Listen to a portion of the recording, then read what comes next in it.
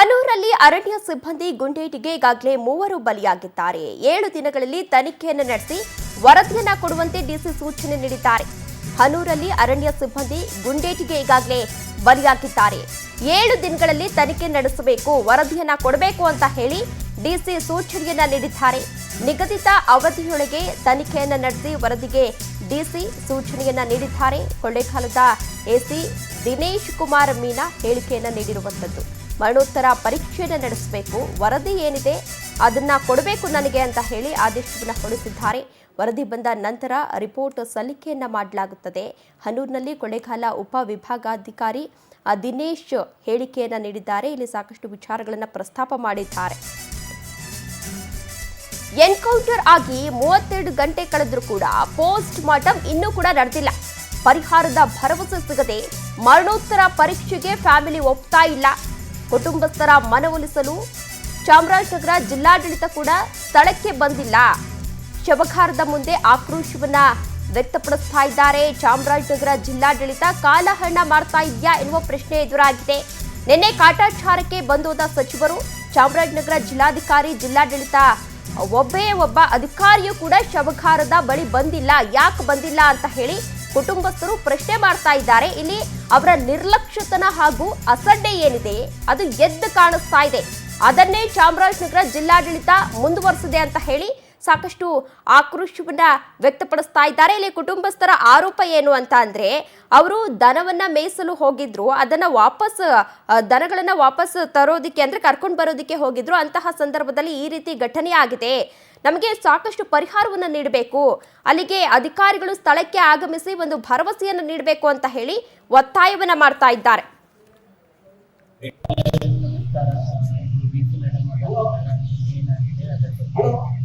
DP madam has ordered an inquiry under executive magistrate. उसके बाद ದಂಡಾಧಿಕಾರಿ inquiry ನಡೀತಾ ಮಾಡಿದ್ರು. inquiry ನಡೀತಾ ಇದೆ. ಈಗ inquiry ರಿಸಲ್ಟ್ ಬಂದ ನಂತರ ರಿಪೋರ್ಟ್ ಸ್ಟಾರ್ಟ್ ಮಾಡಿದ್ರು. ಇದಿಷ್ಟು ದಿನೇಶ್ ಕುಮಾರ್ ಮೀನಾ ಎಸಿ ಅವರು ಹೇಳ್ತಾ ಇರುವಂತಹ ವಿಚಾರವಾಗಿದೆ. 7 ದಿನಗಳಲ್ಲಿ ನಾವು ಅಂದ್ರೆ ತನಿಖೆಯನ್ನು ನಡೆಸಿ ವರದಿಯನ್ನ ಕೊಡಬೇಕು ಅಂತ ಹೇಳಿ ಈಗಾಗಲೇ ಡಿಸಿಗೆ ಸೂಚನೆಯನ್ನ ನೀಡಿದ್ದೇವೆ.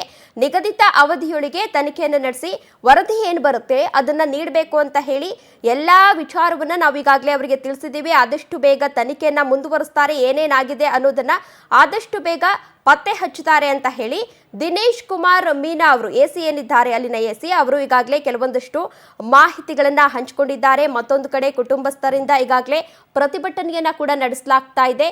ಇದೇ ವಿಚಾರಕ್ಕೆ ಸಂಬಂಧಪಟ್ಟಂತೆ ಹೆಚ್ಚಿನ ಡೀಟೇಲ್ಸ್ ಅನ್ನ ನೀಡಲಿದ್ದಾರೆ ನಮ್ಮ ಪ್ರತಿನಿಧಿ ಶ್ರೀನಿವಾಸ ನಾಯ್ಕ್. ಶ್ರೀನಿವಾಸ ನಾಯ್ಕ್, ಇದೀಗ ಎನ್ಕೌಂಟರ್ ಪ್ರಕರಣಕ್ಕೆ ಸಂಬಂಧಪಟ್ಟಂತೆ ಎಸಿ ಏನ್ ಹೇಳಿದ್ರು, ಎಲ್ಲಿವರೆಗೂ ಬಂದಿದೆ ತನಿಖೆ? ಏನಿದು ನಿನ್ನೆ ಘಟನೆ ನಡೆದ ಮೇಲೆ ಏನ್ ಪ್ರತಿಭಟನೆ ಇದೇ ತರ ಮುಂದುವರ್ಕೊಂಡು ಹೋಗ್ತಾ ಇದೆ, ಮತ್ತೆ ಕ್ಷಣ ಕ್ಷಣಕ್ಕೂ ತೀವ್ರತೆ ಪಡ್ಕೊಂತಾನೆ ಜಿಲ್ಲಾಡಳಿತನೂ ಕೂಡ ಹಂತವಾಗಿ ಎಲ್ಲಾ ರೀತಿಯ ತನಿಖೆಗೂ ಮುಂದಾಗಿದೆ ಅಂತಾನೆ ಹೇಳ್ಬೋದಾಗಿದೆ. ನಿನ್ನೆ ಏನು ಮೃತದೇಹ ಇಟ್ಟಿರ್ತಕ್ಕಂಥ ಮೈಸೂರಿನ ಕೇರ್ ಆಸ್ಪತ್ರೆ ಮತ್ತೆ ಈ ಒಂದು ಪ್ರತಿಭಟನೆ ಮಾಡಿರುವಂತ ಸ್ಥಳಗಳಿಗೆ ಜಿಲ್ಲಾಧಿಕಾರಿಗಳು ಮತ್ತೆ ತಹಸೀಲ್ದಾರ್, ಎಸಿ, ಮತ್ತೆ ಡಿಜಿ ಕೂಡ ಮತ್ತೆ ಅದೇ ತರ ಜಿಲ್ಲಾ ಉಸ್ತುವಾರಿ ಸಚಿವರು ಮತ್ತೆ ಸ್ಥಳೀಯ ಶಾಸಕರು ಅಲ್ಲೇ ಮುಖ ಮೂಡಿ ನಿನ್ನೆಯಿಂದನೂ ಸಹ ಎಲ್ಲಾ ಪ್ರಯತ್ನಗಳನ್ನ ಮಾಡಿದ್ರು. ಅಂದ್ರೆ ಅದು ಏನೇ ಆದ್ರೂ ಕೂಡ ಈ ಘಟನೆ ಈಗ ಅವರು ಏನು ಪ್ರತಿಭಟನಾಕಾರರು ಇವರು ಕೊಲೆ ಮಾಡಿದ್ದಾರೆ, ಅವರು ಬೇಟೆಗಾರರೇ ಅಲ್ಲ ಅನ್ನೋದನ್ನ ಅವರು ಹೇಳಿದ್ರೆ, ಅವರು ಬೇಟೆ ಆಡ್ತಿದ್ದು ನಮ್ಮ ಮೇಲೆ ಫೈರ್ ಮಾಡಕ್ ಹೋದಾಗ ನಾವು ಮಾಡಿದೀವಿ ಅಂತಕ್ಕಂಥದ್ದು, ಇದು ಏನಾದ್ರು ತನಿಖೆ ನಂತರನೇ ಆಗ್ಬೇಕು ಅಂತಕ್ಕಂಥದ್ದು ಅಧಿಕಾರಿಗಳ ಒಂದು ಸಬೂಬಾಗಿದೆ. ಈ ಮಟ್ಟಿಗೆ ಅಂತಂದ್ರೆ ಈಗಾಗ್ಲೇನೆ ಜಿಲ್ಲಾಧಿಕಾರಿಗಳು ಒಂದು ತಂಡ ಮಾಡಿ ಅದನ್ನ ಎಸಿ ನೇತೃತ್ವದಲ್ಲಿ ಆ ತನಿಖೆ ಮುಂದುವರ್ಸಕ್ಕೆ ಹೇಳಿದ್ದಾರೆ. ತನಿಖಾ ತಂಡನೂ ಕೂಡ ಅವ್ರು ಕೆಲಸವನ್ನ ಮಾಡ್ತಾ ಇದ್ದಾರೆ ಅಂತ ಹೇಳ್ತಕ್ಕಂಥದ್ದು. ಅದೇ ತರ ಪ್ರವಾಸಿ ಮಂದಿರದಲ್ಲಿ ಏನು ಹನೂರು ಪ್ರವಾಸಿ ಮಂದಿರದಲ್ಲಿ ಐಜಿ ನೇತೃತ್ವದಲ್ಲಿ ಒಂದು ಪೊಲೀಸ್ ಮಟ್ಟದಲ್ಲಿ ಒಂದು ಸಭೆ ಕೂಡ ನಡೀತಾ ಇದೆ. ಅಲ್ಲಿ ಎಲ್ಲಾ ಎಸಿ ಸೇರಿದಂಗೆ ಎಲ್ಲಾ ಅಧಿಕಾರಿಗಳು ಕೂಡ ಸಭೆ ನಡೆಸ್ತಾ ಇದ್ದಾರೆ ಕಳೆದ 1 ಗಂಟೆಯಿಂದ. ಅಂದ್ರೆ ಈಗ ಆಲ್ರೆಡಿ ಎಲ್ಲಾ ರೀತಿಯ ಒಂದು ಆಯಾಮಗಳಲ್ಲೂ ಒಂದು ಈ ತನಿಖೆನ ಮುಂದುವರಿಸಿದ್ದಾರೆ ಅಂತಾನೆ ಹೇಳ್ಬೋದಾಗಿದೆ. ಪ್ರತಿಭಟನಾಕಾರರು ಕೂಡ ಇನ್ನೂ ಪ್ರತಿಭಟನೆಯನ್ನ ಮುಂದುವರಿಸಿದ್ದಾರೆ. ಒಟ್ಟಾರೆ ಏನು ಅಂತಂದ್ರೆ, ಇವರು ಮನವೊಲಿಕೆ ಮಾಡಿದ ನಂತರನೇ ಈ ಪ್ರಕರಣಕ್ಕೆ ಒಂದು ಅಂತ್ಯ ಆಗ್ಬೇಕಾಗ್ತದೆ. ಅಷ್ಟೇ ಅಲ್ಲದೆ ಅವರು ಏನು ಮರಣೋತ್ತರ ಪರೀಕ್ಷೆಗೆ ಮೃತದೇಹಗಳನ್ನ ಇಟ್ಟಿರೋದು ಕೂಡ ಇನ್ನೂ ಅದನ್ನ ತರುವಂತ ಕೆಲಸಗಳಾಗಿಲ್ಲ. ಇವ್ರು ಮನವೊಲಿಕೆ ಆದ್ಮೇಲೆ ಆಗ್ಬೇಕು. ಅದಕ್ಕೋಸ್ಕರ ಅಧಿಕಾರಿಗಳ ಸಭೆ ಕೂಡ ಈಗ ನಡೀತಾ ಇದೆ. ಓಕೆ ಶ್ರೀನಿವಾಸ ನಾಯ್ಕ್, ಮತ್ತೊಂದ್ ಕಡೆ ಇದೀಗ ಪೋಸ್ಟ್ ಮಾರ್ಟಮ್ ಕೂಡ ಹಾಕಿಲ್ಲ, ಅಲ್ಲಿನ ಕುಟುಂಬಸ್ಥರು ಸಹಿ ಹಾಕಿಲ್ಲ. ಯಾಕೆ ಸಹಿ ಹಾಕಿಲ್ಲ, ಕಾರಣ ಏನು? ನಮ್ಗೆ ಈಗ ಏನು ಮೃತರಾಗಿದ್ದಾರೆ ಅವರಿಗೆ 1 ಕೋಟಿ ರೂಪಾಯಿ ತಲಾ 1 ಕೋಟಿ ರೂಪಾಯಿ ಪರಿಹಾರ ಕೊಡಬೇಕು. ಮತ್ತೆ ಒಬ್ಬರಿಗೆ ಮನೇಲಿ ಒಬ್ಬರಿಗೆ ಕೆಲಸವನ್ನ ಸರ್ಕಾರಿ ನೌಕರಿಯನ್ನ ಕೊಡಬೇಕು.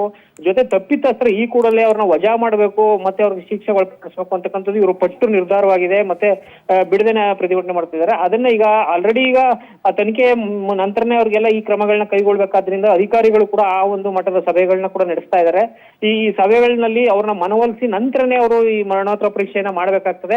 ಪ್ರತಿಭಟನಾಕಾರರು ಅಥವಾ ಕುಟುಂಬಸ್ಥರು ಅದು ಸೈನ್ ಹಾಕದೆ ಮರಣೋತ್ತರ ಪರೀಕ್ಷೆ ಆಗದ ಕಾರಣ ಅದು ಮುಂದೆ ಹೋಗಿದೆ.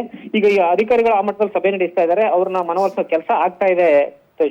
ಓಕೆ, ಧನ್ಯವಾದ ಶ್ರೀನಿವಾಸ್ ನಾಯ್ಕ್ ತಮ್ಮೆಲ್ಲ ಡೀಟೇಲ್ಸ್ಗಾಗಿ.